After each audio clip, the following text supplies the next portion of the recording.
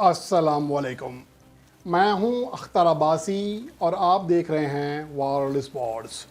पाकिस्तान और न्यूजीलैंड के दरमियान जैसे ही वनडे सीरीज़ का आगाज़ होने जा रहा है तो शायकीन क्रिकेट के जहनों में जो पहला सवाल है वो यही उठ रहा है कि पाकिस्तान की जो बेस्ट प्लेइंग 11 है इस 17 रुकनी स्क्वाड में वो कौन कौन सी होगी। ख़ास तौर पर वर्ल्ड कप 2023 की तैयारियों को मद्देनज़र रखते हुए गो के पाकिस्तान की सिलेक्शन में इफ्तिखार अहमद और इमाद वसीम की कमी ज़रूर महसूस होगी।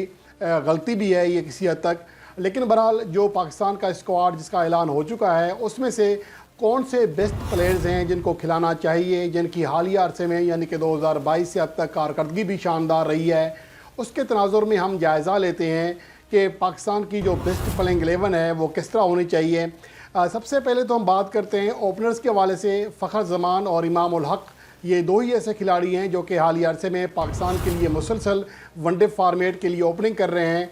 और अगर हम 2022 से लेकर अब तक देखें पाकिस्तान के जितने भी प्लेयर्स हैं वनडे फार्मेट में, उनमें से यही तीन खिलाड़ी, दोनों ओपनर्स जो हैं टॉप 3 में शामिल हैं। सबसे ज़्यादा इस अरसे में रन्स बनाए हैं कप्तान बाबर आजम ने और सबसे ज़्यादा सेंचुरियाँ भी बनाई हैं। लेकिन इसके साथ साथ जो रन्स हैं 828 रन बनाए हैं, लेकिन उसके बाद इमाम उल हक हैं 2 सेंचुरियाँ बना चुके हैं, 2, और इसके अलावा 2 सेंचुरियाँ बनाई हैं फ़खर जमान ने 460 रन बनाए हैं।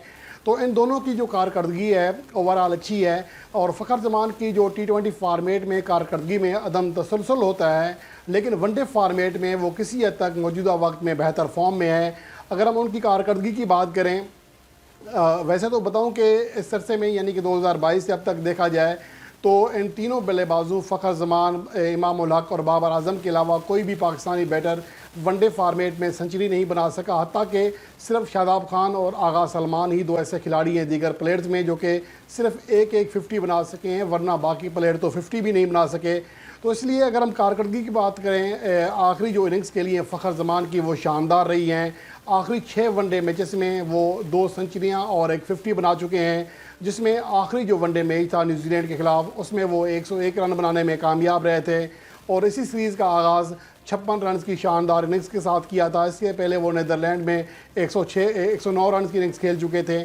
तो उनकी कारकर्दगी हालिया अरसे में शानदार है और सेम लगभग यही कारकर्दगी इमाम उल हक की है। गो के आखिरी 4 वनडे मैचेस में वो बड़ी कारकर्दगी नहीं दिखा सके। न्यूजीलैंड के ख़िलाफ़ जो 2 वनडे मैचेस खेले उसमें 11 और 6 रन बना सके, नीदरलैंड में वो 2 और 6 रन बना सके। लेकिन इससे पहले वो शानदार फॉर्म में थे। ऑस्ट्रेलिया के खिलाफ जो होम सीरीज़ थी उसमें लगातार पहले दोनों मैचों में सेंचुरियाँ बनाई, तीसरे मैच में 89 रन बनाकर नॉट आउट रहे। और ऑस्ट्रेलिया के खिलाफ एक सीरीज़ में जो कि 3 मैचेस पर मुश्तमिल हो उसमें सबसे ज़्यादा रन बनाने का रिकॉर्ड कायम किया।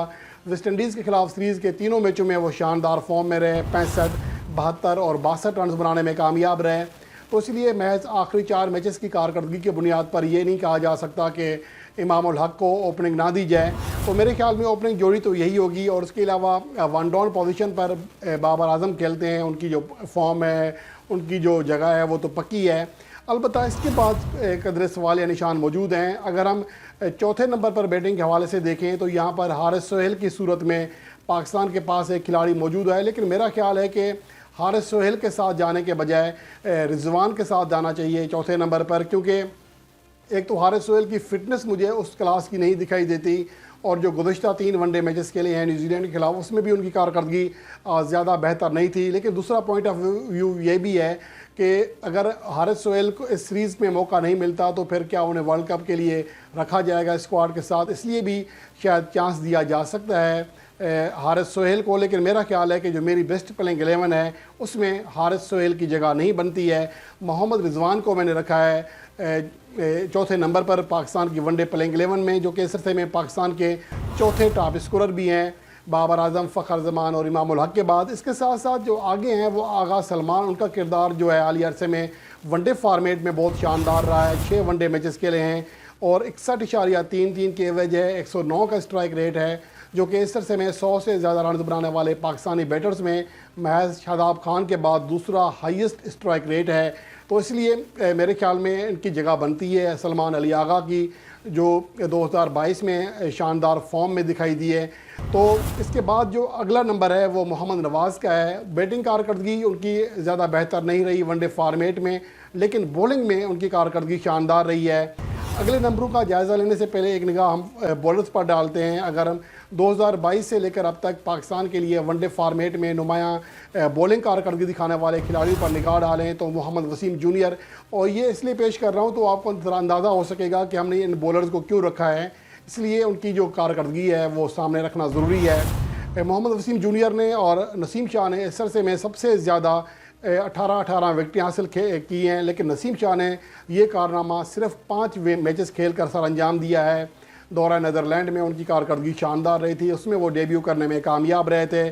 फ़ी विकेट के लिए 12.55 रन दिए हैं, जो कि इंतहाई शानदार एवरेज है, और वनडे फार्मेट के अतबार से उनका स्ट्राइक रेट बहुत शानदार है।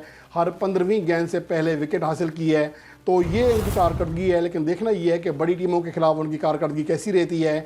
मोहम्मद नवाज़ सिर्फ 1 विकेट के फ़र्क से दूसरे मुश्तरका तौर पर जो टॉप विकेट टेकर हैं 9 मैचों में 17 विकेटें हासिल करने में कामयाब रहे। 4.35 का बेहतरीन इकनॉमी रेट रहा, और इस अरसे में किसी भी पाकिस्तानी बॉलर का सबसे बेहतरीन इकनॉमी रेट है, इसलिए भी इनकी जगह बनती है। हारिस रऊफ़ ने 16 विकेटें हासिल की हैं 10 मैचेस में, उनकी एवरेज कदरे ज़्यादा है।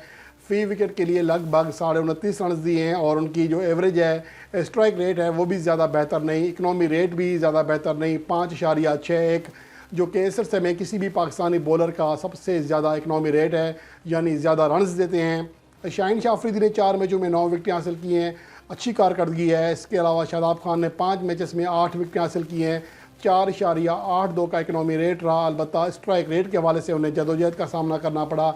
उसामा मीर ने 3 मैचेस के लिए 4 विकेटें हासिल की, इनकी कारकर्दगी ज़्यादा बेहतर नहीं रही है। सबसे ज़्यादा रन्स दिए हैं फ़ी विकेट के लिए, और सबसे ज़्यादा 45 गेंदें फेंकी हैं फ़ी विकेट के लिए।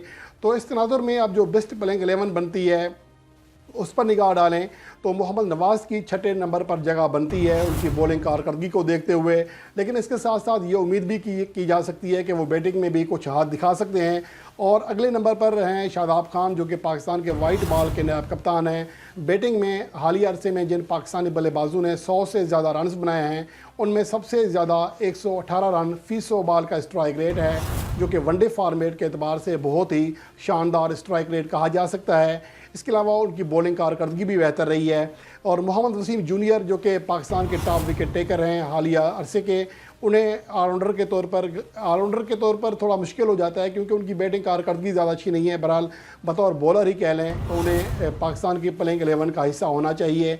और 9वें नंबर पर जो पोजीशन है वो ज़्यादा अहम है। हारिस रऊफ़, जो कि उनकी कारकर्दगी काफ़ी अच्छी रही है T20 फार्मेट में, लेकिन वनडे फार्मेट में एक तो उन्हें आराम भी देना चाहिए और एहसानुल्लाह को भी चेक करना चाहिए वर्ल्ड कप 2023 के पॉइंट ऑफ व्यू से। इसलिए मेरे ख्याल में बल्कि इनको नीचे रखना पड़ेगा, क्योंकि शाहीन अफरीदी इनसे बेहतर बैटिंग करते हैं। 9वें नंबर पर तो शाहीन अफरीदी आएंगे, उसके बाद 10वें नंबर पर अगर हारिस रऊफ़ को नहीं रखा जाता तो फिर एहसानुल्लाह आएंगे। अगर एहसानुल्लाह खेलते हैं तो 11वें नंबर पर चले जाएंगे और 10वें नंबर पर नसीम शाह आ जाएंगे। तो यूँ जो पाकिस्तान की बेस्ट प्लेइंग 11 बनती है उसमें इमाम उल हक और फ़खर ज़मान ओपनर्स हैं, और बाबर आज़म, रिजवान, सलमान अली आगा, मोहम्मद नवाज़, शादाब खान, मोहम्मद वसीम जूनियर, हारिस रऊफ़ या एहसानुल्लाह, नसीम शाह और शाहीन शाह अफरीदी, ये पाकिस्तान की बेस्ट प्लेइंग 11 बनती है मेरे ख्याल में, कारकर्दगी के अतबार से और टीम की ज़रूरत के अतबार से भी। अब देखना ये है कि पाकिस्तान की मैनेजमेंट इस हवाले से क्या फ़ैसला करती है। उम्मीद है कि यही 11 बेस्ट खिलाड़ी पाकिस्तान के लिए पहले वनडे मैच में खेलते हुए दिखाई देंगे।